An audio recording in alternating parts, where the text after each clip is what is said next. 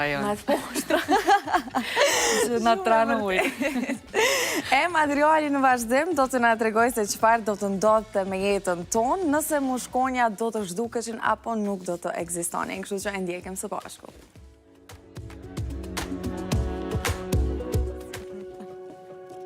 Prej dekadash, mushkonjat kanë qenë në qendër të përpjekjeve globale për kontrollin e sëmundjeve infektive, por ndërsa përfitimet shëndetësore nga zhdukja një pjesë të tyre janë të qarta, pasojat për ekosistemin mbeten një pikë debati mes shkencëtarëve.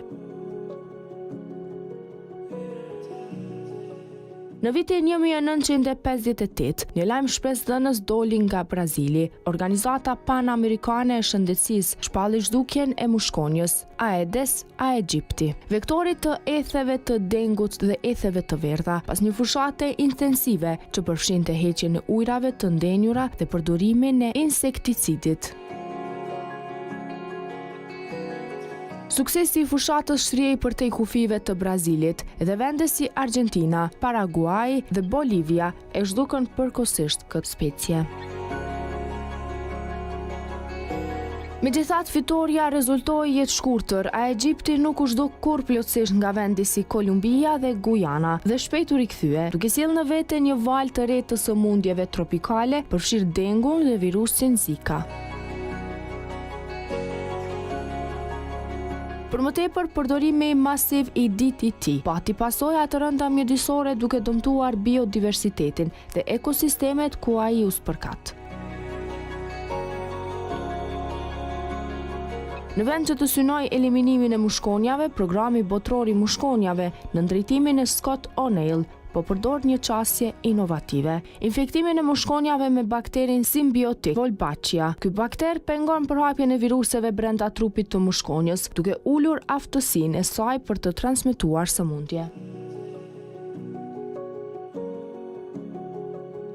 Pasi mushkonjat me Wolbachia lirohen në mjedis, ato e përhapën bakterin natyrshëm dhe nuk kërkohet më ndërhyrje njerëzore, shpjegon O'Neil. Edhe pse zhdukja e Aegypti mund të mos trondiste ekosistemet, pasi jeton në qytete dhe ka pak lidhje me zinxhirin ushqimor, zhdukja totale e të gjitha specieve të mushkonjave do të kishte ndikim, sidomos në ushqimin e shpendëve, pletkosave dhe peshqve.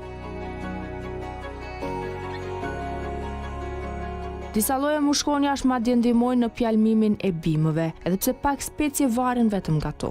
Megjithatë, shkencëtarët bien dakord se ndikimi nuk do të ishte aq i madh sa humbja e bletëve, të cilat janë pjalmues jetësor.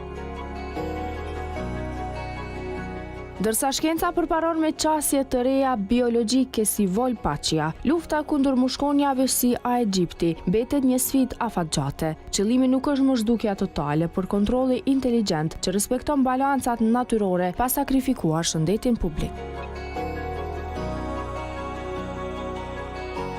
Në këtë betejë delikate, inovacioni, bashkëpurimi ndërkombëtar dhe respekti për natyrën janë armët më të forta që kemi.